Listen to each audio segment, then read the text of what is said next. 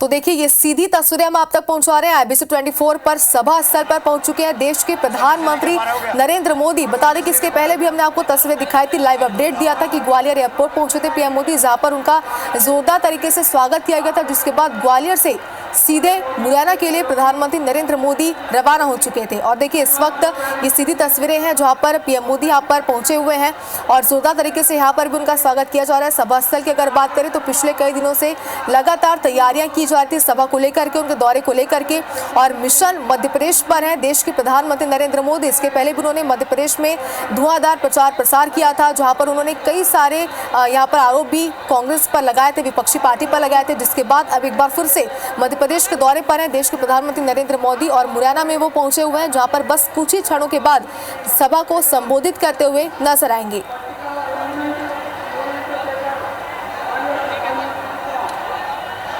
तो police parade ground में सभा का आयोजन यहाँ पर किया जा रहा है। मुरैना से बीजेपी प्रत्याशी शिवमंगल सिंह तोमर जिनके पक्ष में वोट की अपील करेंगे यहाँ पर पीएम मोदी, और प्रचार प्रसार में लगातार दोनों ही पार्टियां जुटी हुई है।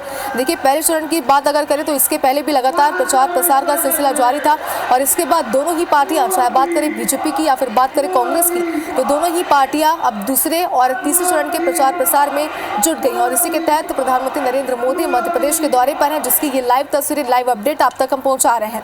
तमाम जो पार्टी के कार्यकर्ता हैं, दिग्गज है, वो भी यहाँ पर इस वक्त उनके साथ मौजूद है। ग्वालियर एयरपोर्ट से सीधे मुरैना के लिए प्रधानमंत्री नरेंद्र मोदी रवाना हुए थे और बस कुछ ही देर में सभा को पीएम मोदी संबोधित करेंगे। सभी की निगाह उनके सभा पर टिकी हुई है, उनके भाषण पर टिकी हुई है, क्या कुछ बातें वो कहते हैं, किस तरीके से वोट की अपील वो करते हैं। तमाम जो लोग हैं, स्थानीय लोग हैं, वो यहाँ पर मौजूद हैं। और जैसे कि बीजेपी लगातार कहती आ रही कि पीएम मोदी की सभा में लाखों लोगों की भीड़ जुटाई जाएगी, और देखिए आपको तस्वीरें भी सभा स्थल की दिखा रहे हैं। इसके बाद आप देखेंगे कि लाखों की संख्या में लोग यहाँ पर जुटे हुए हैं, पीएम मोदी को सुनने का वो इंतजार कर रहे हैं, और बस कुछ ही देर में पीएम मोदी सभा को संबोधित करेंगे।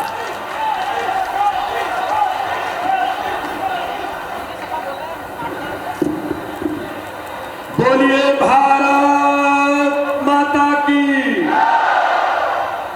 भारत माता की, बोलिए पटिया वाले की, नरेंद्र मोदी जिंदाबाद, नरेंद्र मोदी जिंदाबाद। आज मुरैना के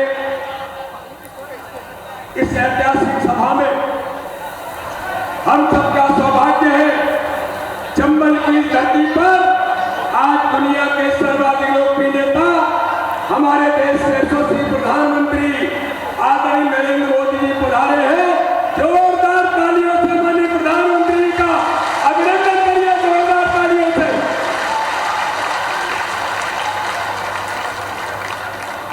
मंच पर उपस्थित सभी सम्मानीय हमारे नेतागण और आज इस सभा में मुरैना के नागरिक भाइयों और बहनों, आज माननीय प्रधानमंत्री नरेंद्र मोदी जी इस चंबल की धरती पर पधारे हैं। ये चंबल की धरती जो राम प्रसाद बिस्मिल की धरती है, इस चंबल की धरती पर माननीय प्रधानमंत्री जी यहाँ के नौजवान सेना के अंदर जाकर के इस देश की रक्षा में जो अपनी महत्वपूर्ण भूमिका निभाते हैं, और भारत के देश की सीमाओं पर 1 इंच जमीन पर जो भारत माता की पर आज दुनिया के सर्वाधिक लोकप्रिय नेता, हमारे देश के यशस्वी प्रधानमंत्री आदरणीय नरेंद्र मोदी जी पधारे हैं। जोरदार तालियों से माननीय प्रधानमंत्री जी का अभिनंदन करिए, जोरदार तालियों से।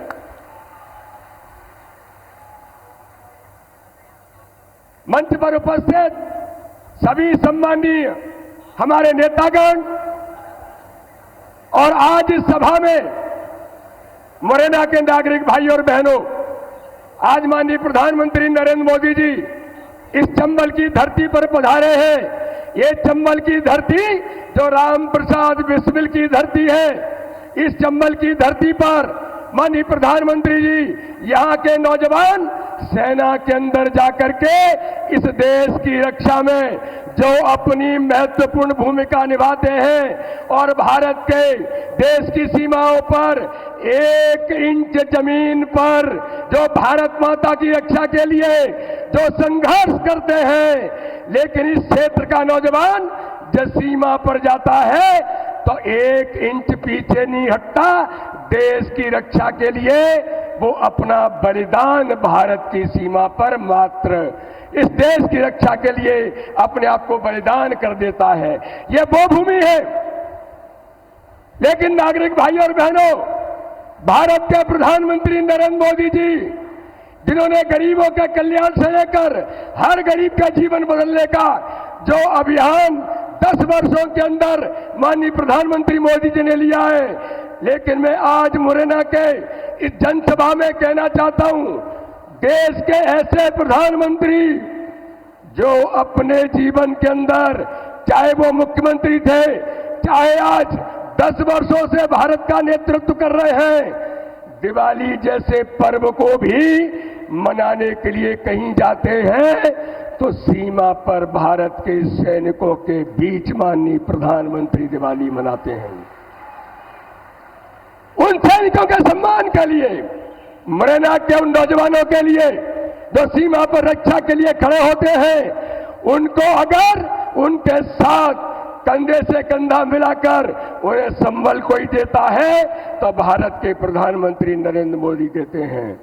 लेकिन मेरे भाई और बहनों, ये जो चुनाव है, इस चुनाव में वो ताकतें हैं, एक और प्रधानमंत्री मोदी जी के नेतृत्व में भारत के मान सम्मान के साथ, गरीबों के कल्याण के साथ, देश के अंदर आतंकवाद की समाप्ति से लेकर देश के सैनिकों को सम्मान देने का काम प्रधानमंत्री मोदी जी करते हैं। तो एक और कांग्रेस के वो लोग हैं कि सीमा पर हमारा सैनिक 1 इंच पीछे नहीं हटता, सीने पर गोली खा जाता है। तो कांग्रेस के राहुल गांधी ये पूछते हैं कि मोदी जी ने सत्ता जब से संभाली तब से आतंकवाद समाप्त हो गया और आतंकवादी अब देखते तक भारत की तरफ नहीं है, लेकिन जब सर्जिकल स्ट्राइक होती है पाकिस्तान में घुसकर सीमा पर हमारे सैनिक, हमारे मुरैना के नौजवान उन्हें जवाब दे करके घुस करके आते हैं, तो राहुल गांधी पूछते हैं ये सर्जिकल स्ट्राइक का प्रूफ क्या है। तो मेरे मुरैना के भाई और बहनों, इस जनसभा के अंदर आज हमें तय करना है, एक और भारत के प्रधानमंत्री मोदी जी के नेतृत्व में वो हर दिवाली सैनिकों की सम्मान के लिए सीमा पर जाकर के मनाते हैं, तो दूसरी ओर सैनिकों का अपमान करके कांग्रेस के राहुल गांधी और दिग्विजय सिंह जैसे लोग और मुरैना के अंदर जो चुनाव लड़ रहे हैं, ये लोग उन सैनिकों का अपमान करते हैं। तो मेरे भाई और बहनों, ये चुनाव उन सैनिकों के सम्मान के लिए नरेंद्र मोदी जी आज मुरैना पधारे हैं, और दूसरी ओर वो लोग हैं जो उन सैनिकों का अपमान इस देश के अंदर सर्जिकल स्ट्राइक का लोगों से प्रूफ मांगते हैं। तो आज इस चुनाव में मेरे भाई और बहनों, हम सब लोग मिलकर के भारत के प्रधानमंत्री नरेंद्र मोदी जी को तीसरी बार प्रधानमंत्री बनाने के लिए, यह केवल कोई शिवमंगल सिंह या संध्या राय या ज्योतिरादित्य सिंधिया जी या वीडी शर्मा, ये उनका चुनाव नहीं है। ये चुनाव तो तीसरी बार भारत के प्रधानमंत्री नरेंद्र मोदी को बनाने का चुनाव है। बोलिए हम भारत के प्रधानमंत्री मोदी जी को प्रचंड बहुमत से इस बार प्रधानमंत्री बनाएंगे। ताकत से बताओ, बनाएंगे? हर बूथ पर कमल खिलाएंगे? तो माननीय प्रधानमंत्री जी को दोनों हाथों से तालियां बजा करके प्रधानमंत्री जी का अभिनंदन करिए। हम पुनः मुरैना की धरती पर माननीय प्रधानमंत्री जी को तीसरी बार प्रधानमंत्री बनाने के लिए मुरैना की जनता भी आज संकल्पित है। बोलिए भारत माता की, भारत माता की। बहुत बहुत धन्यवाद।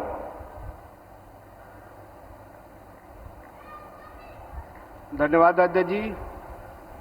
फिर एक बार, फिर एक बार, फिर एक बार, अब की बार, अब की बार, अब की बार हम सबके लिए गौरव और प्रसन्नता का विषय है कि आज हम सबके बीच दुनिया के सर्वाधिक लोकप्रिय नेता हमारे देश के यशस्वी प्रधानमंत्री माननीय नरेंद्र मोदी जी का आगमन हुआ है। वो इस अवसर पर हम सबको संबोधन प्रदान करेंगे। मैं आप सबकी ओर से एक बार पुनः उनका स्वागत हो करते हुए विनम्रता पूर्वक उनको आमंत्रित करता हूं, वो आए।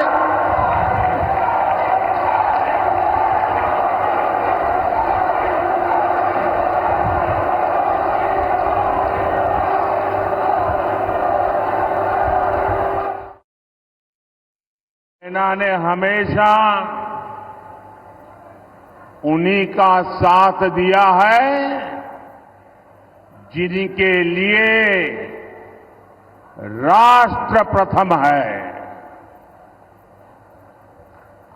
आप सबका उत्साह देकर मैं कह सकता हूं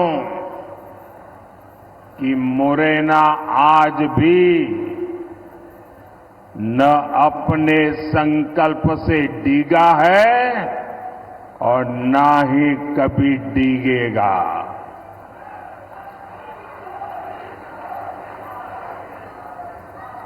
मुरैना ने मन बना लिया है। फिर एक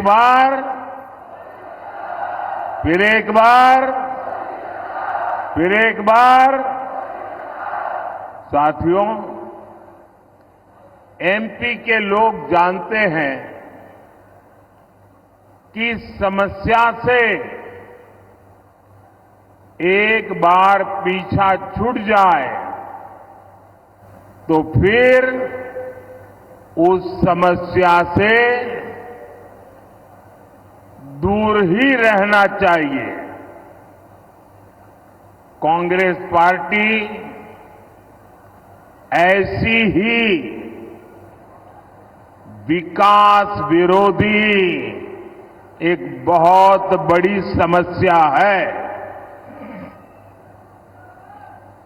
चंबल के लोग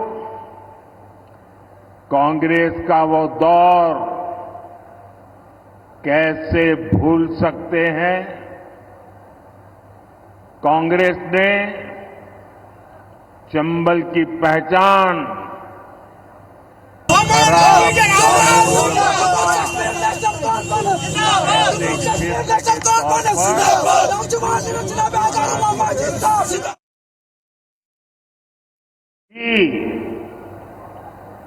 विकास विरोधी एक बहुत बड़ी समस्या है। चंबल के लोग कांग्रेस का वो दौर कैसे भूल सकते हैं। कांग्रेस ने चंबल की पहचान खराब कानून व्यवस्था ऐसे क्षेत्र के तौर पर बना दी थी। उस दौर में कांग्रेस ने एमपी को देश के बीमारू राज्यों की लाइन में खड़ा कर दिया था। भाइयों और बहनों, भाजपा की सरकार ने कांग्रेस के बनाए गड्ढों को भरने के बाद एमपी और चंबल को नई पहचान दिलाई है, गौरवपूर्ण पहचान दिलाई है। भाजपा सरकार में चंबल, काली सिंध, पार्वती लिंक परियोजना से सिंचाई की समस्या दूर होगी। पानी की समस्या को दूर करने के लिए हम मुंजरी बांध जैसे प्रोजेक्ट पर काम कर रहे हैं। करीब 2,500 करोड़ रुपए की लागत से बना ग्वालियर श्योपुर रेलवे ट्रैक हो, आधुनिक इंफ्रास्ट्रक्चर के ऐसे अनेक काम इस क्षेत्र की तस्वीर बदल रहे हैं। यहां लेदर पार्क भी विकसित किया जा रहा है। हमारे साथी ज्योतिरादित्य सिंधिया जी की देखरेख में ब्रांड ग्वालियर को भी मजबूत किया गया है। भाजपा सरकार में हुए विकास को भिंड, मुरैना, ग्वालियर के वो लोग और ज्यादा अनुभव कर रहे हैं जिन्होंने कांग्रेस का वो काला दौर देखा है। 4 जून के बाद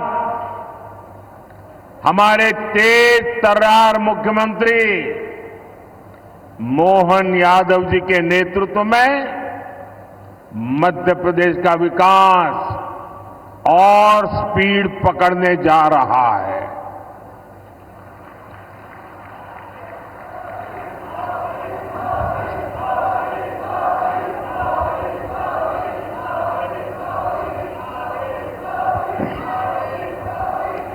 साथियों, भाजपा के लिए देश से बड़ा और कुछ भी नहीं है और कांग्रेस के लिए अपना परिवार ही सब कुछ है। कांग्रेस की पॉलिसी है जो देश के लिए सबसे ज्यादा योगदान करे, सबसे ज्यादा मेहनत करे, सबसे ज्यादा समर्पण करे, उसे सबसे पीछे रखो। इसलिए कांग्रेस ने इतने वर्षों तक सेना के जवानों की 1 रैंक 1 पेंशन जैसी मांग पूरी नहीं होने दी। हमने सरकार बनते ही 1 रैंक 1 पेंशन को लागू किया। हमने सीमा पर खड़े जवानों की सुविधा की भी चिंता की। कांग्रेस सरकार ने जवानों के जो हाथ बांध रखे थे, हमने उन्हें भी खुली छूट दे दी। हमने कहा अगर 1 गोली आती है 10 गोली चलनी चाहिए।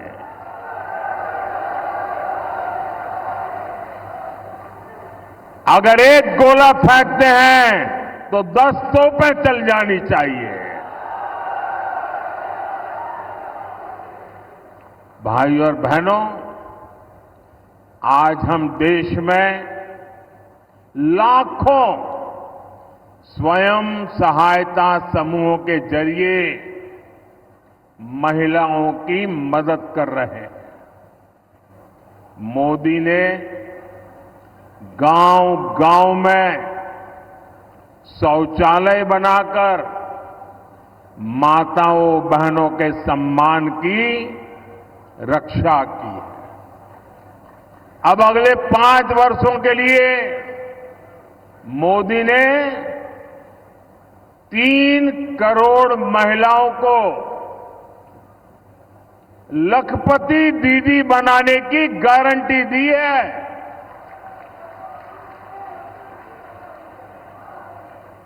3 करोड़ महिलाएं जब लखपति दीदी बनती है तो उस परिवार की, उस गांव की सारी अर्थव्यवस्था तेज गति से दौड़ने लग जाती है। साथियों, आप सब जानते हैं आजादी के समय कांग्रेस ने धर्म के नाम पर देश का विभाजन स्वीकार किया था। मां भारती के हाथों की जंजीरें काटने के बजाय कांग्रेस ने मां भारती की भुजाएं ही काट दी थी, देश के टुकड़े कर दिए थे। लेकिन कांग्रेस सुधरने को तैयार नहीं है। कांग्रेस को लगता है यही उसके फायदे का रास्ता है, यही उसके फायदे के लिए सरल रास्ता है। आज एक बार फिर कांग्रेस कुर्सी के लिए छटपटा रही है और कुर्सी पाने के लिए भांति भांति के खेल खेल रही है। देश के कोटि कोटि नागरिकों के आंखों में धूल झोंककर सत्ता हथियाने के लिए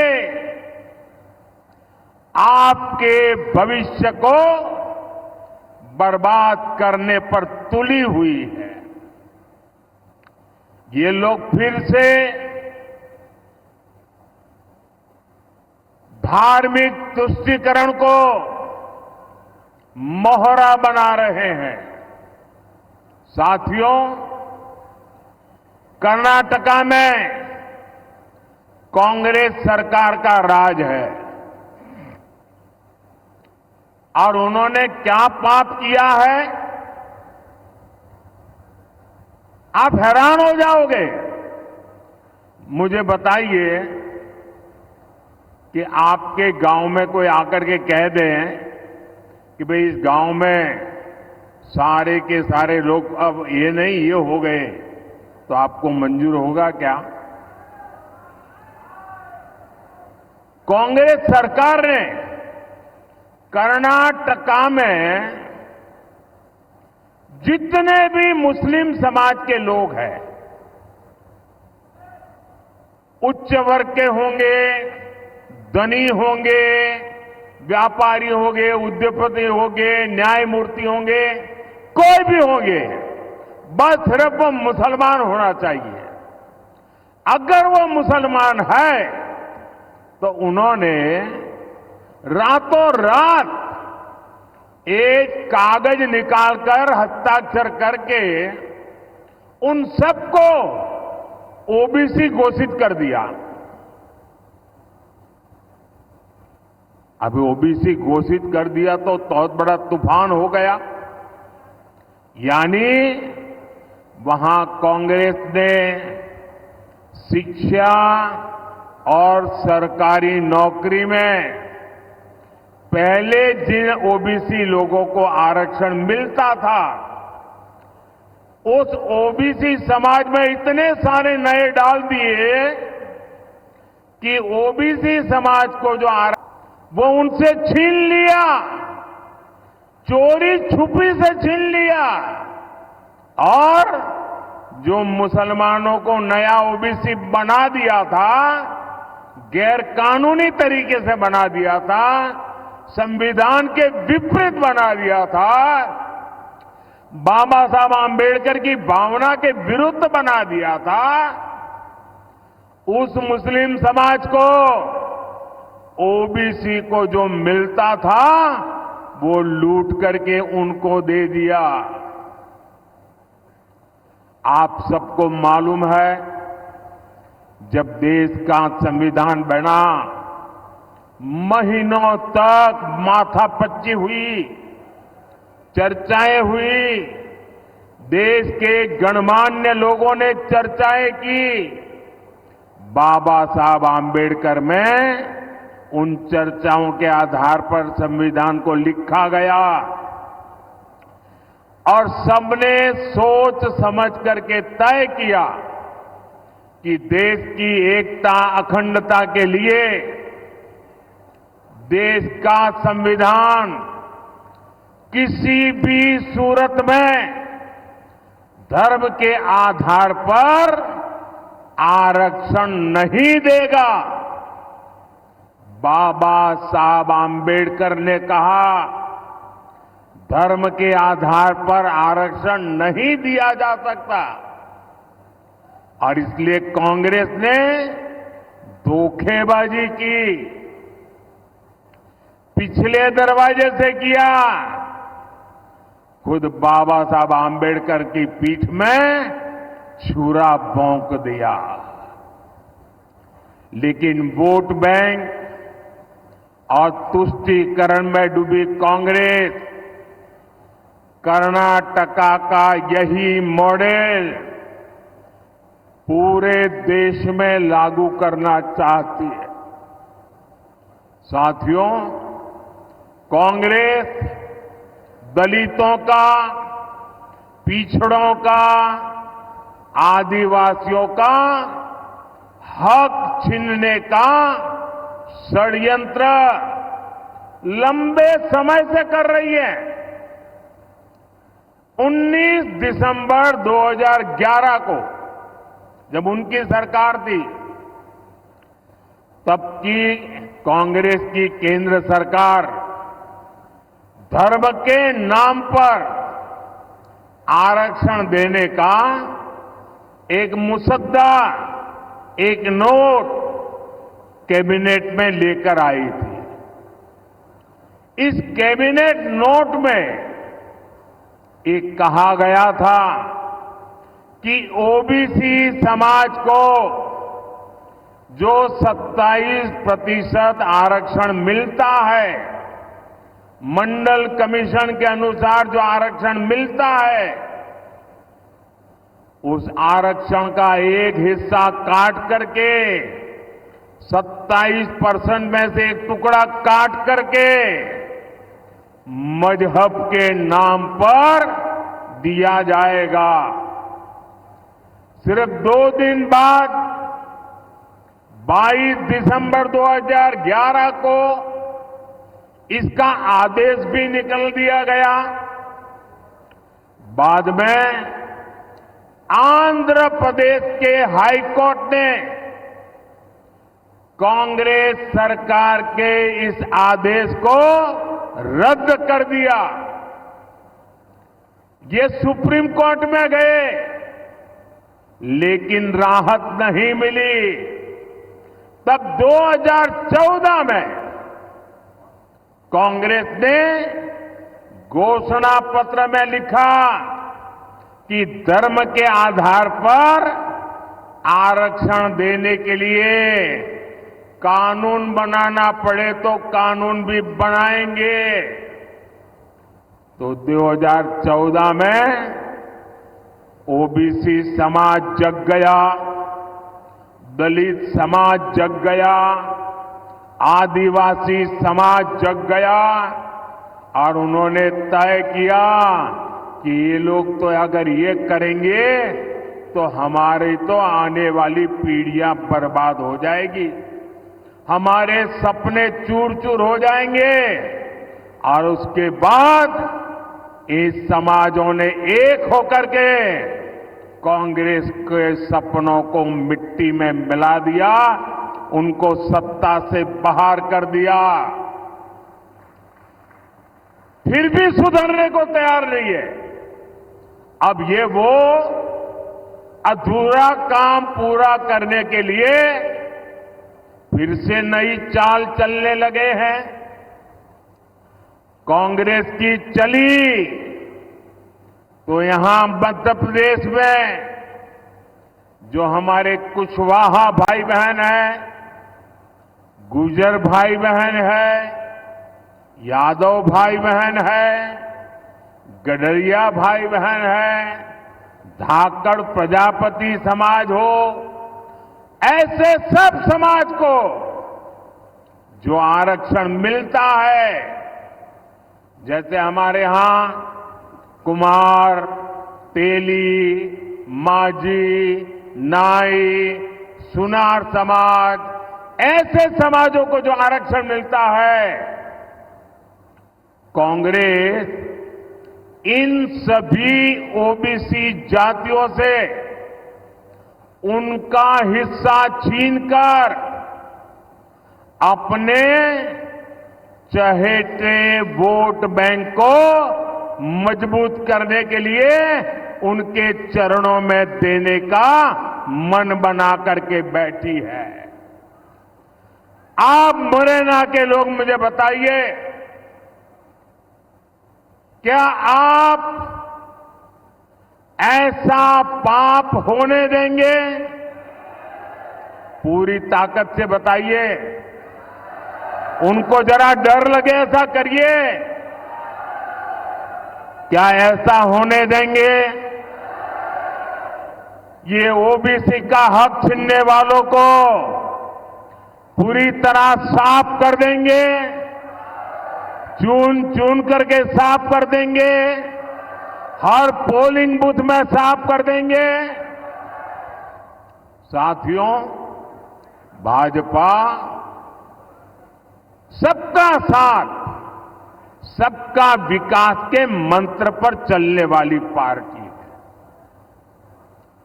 भाजपा सरकार अगर जरूरतमंदों को कोविड के समय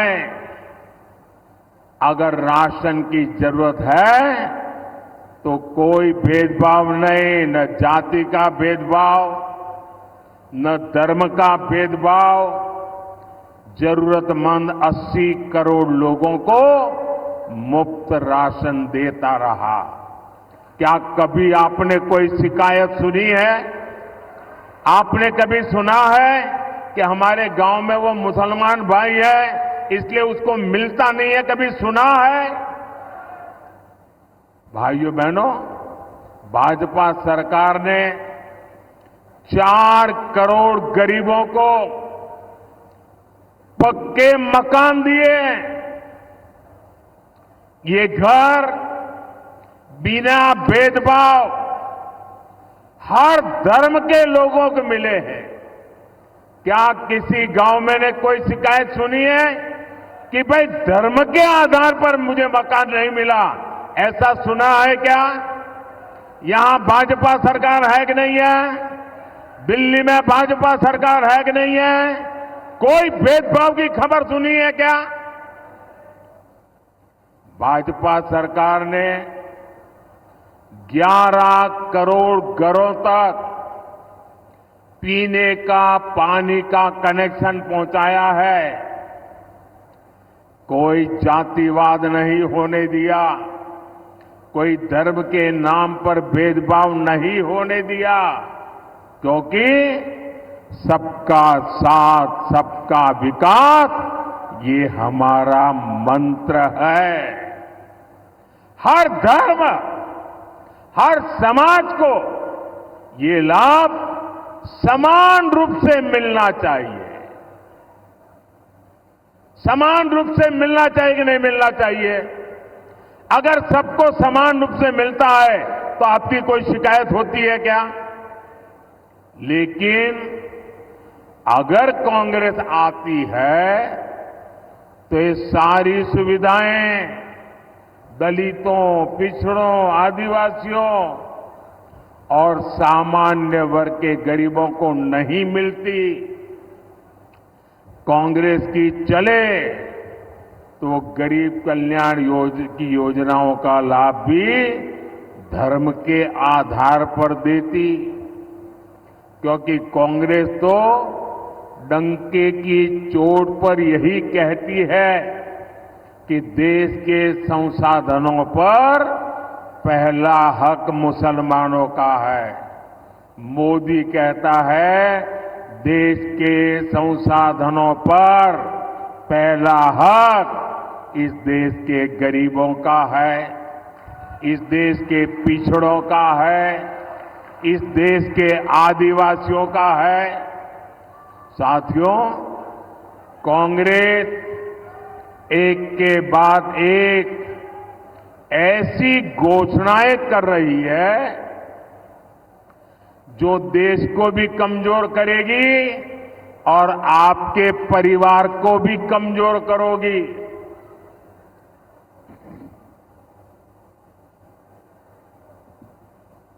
आपने सुना होगा इन दिनों कांग्रेस के शहजादे, अब आजकल वो जरा इतने चिंतित है कि आए दिन उनको मोदी का अपमान करने में मजा आता है। मोदी के लिए भला बुरा कहना उनको मजा आ रहा है। वो कुछ भी बोलते जा रहे हैं और मैं देख रहा हूं सोशल मीडिया में, टीवी में बहुत सारे लोग चिंता जताते हैं कि भाई ये भाषा अच्छी नहीं है। ऐसी भाषा देश के प्रधानमंत्री के लिए बोलना ठीक नहीं है, ऐसा लोग सोशल मीडिया में कहते हैं। कुछ लोग बहुत दुखी हो जाते हैं कि मोदी जी को ऐसा क्यों बोला, देश के प्रधानमंत्री के लिए ऐसी भाषा का क्यों प्रयोग किया, देश के प्रधानमंत्री को कभी कोई ऐसा बोलता है क्या। मेरी सबसे विनती है कि कृपा करके आप दुखी मत होइए, आप गुस्सा मत कीजिए। आपको पता है वे नामदार है, हम तो कामदार हैं। और नामदार तो कामदार को सदियों से ऐसे ही गाली गलौज करते आए हुए हैं, ऐसे ही ठोकर मारते आए हुए। तो भाई मैं तो आप में से आता हूं, गरीबी से निकला हूं। अगर 5-50 गालियां पड़ जाएगी तो पड़ जाएगी, आप गुस्सा मत कीजिए। मैं सबको कहता हूं, आप लोग नाराजगी मत व्यक्त कीजिए। वो इतने निराश है कि अभी आगे आगे तो और बहुत कुछ बोलेंगे, आप अपना समय खराब मत कीजिए। तो ये मेरी सोशल मीडिया में जो लोग बहुत नाराजगी से कुछ न कुछ कहते रहते हैं, टीवी मीडिया वाले भी कहते हैं, मेरी करबद्ध प्रार्थना है भाई, इन नामदारों को कुछ मत कहो। हम कामदार सहन करने के लिए पैदा हुए हैं, हम सहन करेंगे, सहन भी करेंगे और मां भारती की सेवा भी करेंगे। हम जरा भी पीछे नहीं हटेंगे दोस्तों, जरा भी रुकेंगे नहीं। ये मैं देशवासियों को विश्वास दिलाता हूं। आजकल इस शाही परिवार के शहजादे पूरे देश में बढ़ चढ़ करके कह रहे हैं, अब आपकी संपत्ति का एक्सरे होगा, एक्सरे। और आपकी अलमारी में क्या पड़ा है, किसी माता बहन ने कुछ बचत अनाज के डिब्बे में अगर दबा करके रखी है, एक्सरे करके खोजा जाएगा। लॉकर में क्या पड़ा है, एक्सरे करके खोजा जाएगा। आप जो कमाई करते हैं, हमारी माताओं बहनों के पास जो स्त्री धन होता है, जो स्त्री धन बहुत पवित्र होता है, कोई उसको हाथ नहीं लगाता है, कोई उसको छूता नहीं है। मंगलसूत्र हो, छोटा मोटा सोना चांदी का गहना हो, इसे पवित्र माना जाता है। कांग्रेस उसे जब्त करके अपनी वोट बैंक मजबूत करने के लिए उसे बांटने की सार्वजनिक घोषणा कर रही है, मैनिफेस्टो में बता रही है। और मैंने तो पहले दिन कहा था कि इनका मैनिफेस्टो पूरी तरह मुस्लिम लीग की सोच का ही प्रतिबिंब है। और साथियों, ये एक्सरे करके आपको लूटने की योजना बना रहे हैं। क्या आप उनको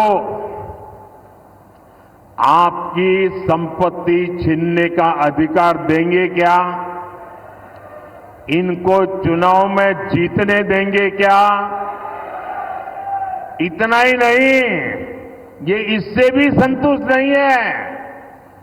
वो जीते जीतो छोड़िए, ये स्वर्गवास के बाद भी, मृत्यु के बाद भी आपकी जो बची हुई संपत्ति है, जो स्वाभाविक रूप से आपके बेटे बेटी को मिलनी चाहिए, वो भी आप नहीं दे पाओगे। आपने कितनी ही मेहनत करके बच्चों के लिए इकट्ठा किया होगा।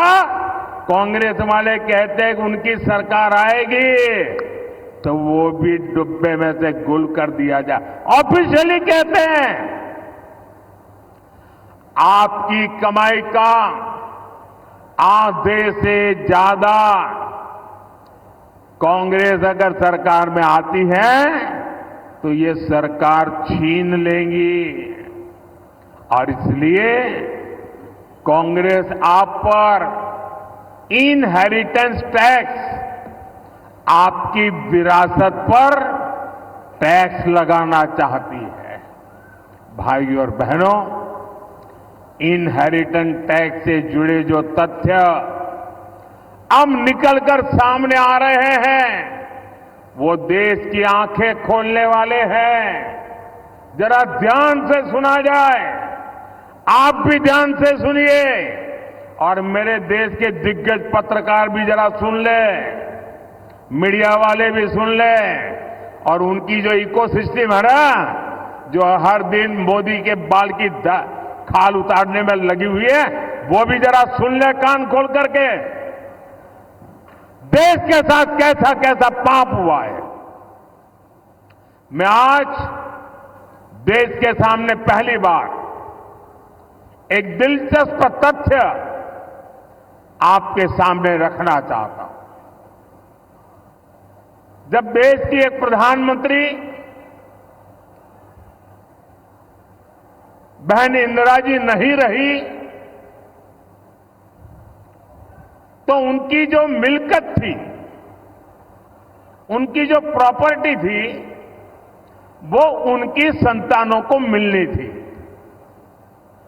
लेकिन पहले ऐसा कानून था कि वो उनको मिलने से पहले एक हिस्सा सरकार ले लेती थी। कांग्रेस ने पहले ऐसा कानून बनाया था।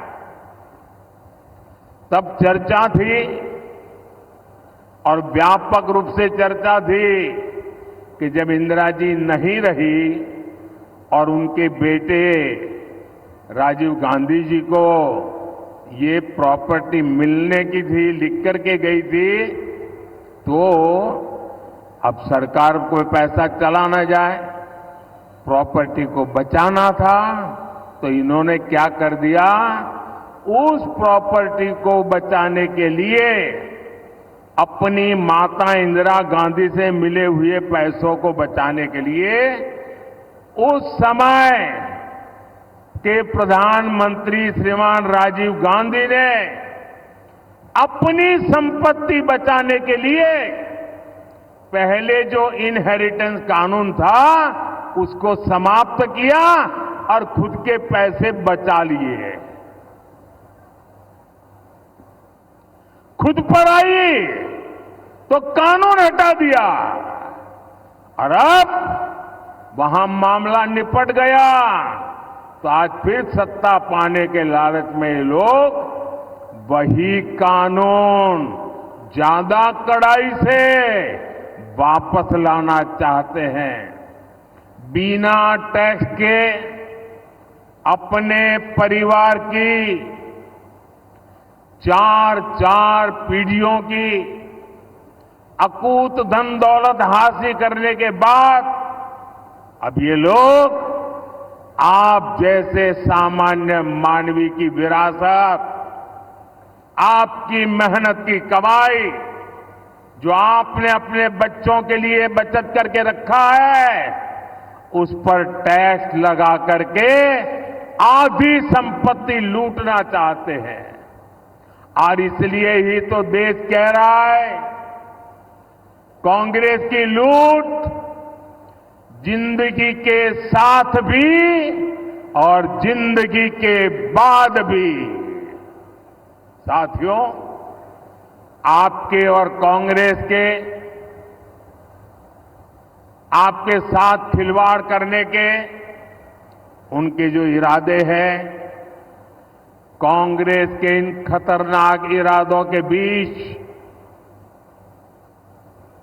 आपके हकों की रक्षा के लिए ये मोदी दीवार बन के खड़ा है।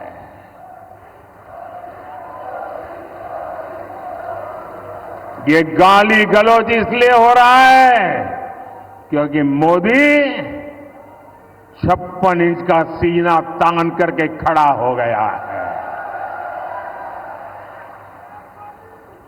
इनके मंसूबे सफल नहीं होंगे, इनके मंसूबे सफल नहीं होंगे, ये मोदी की गारंटी है। लेकिन इसमें आपकी भी बड़ी भूमिका है।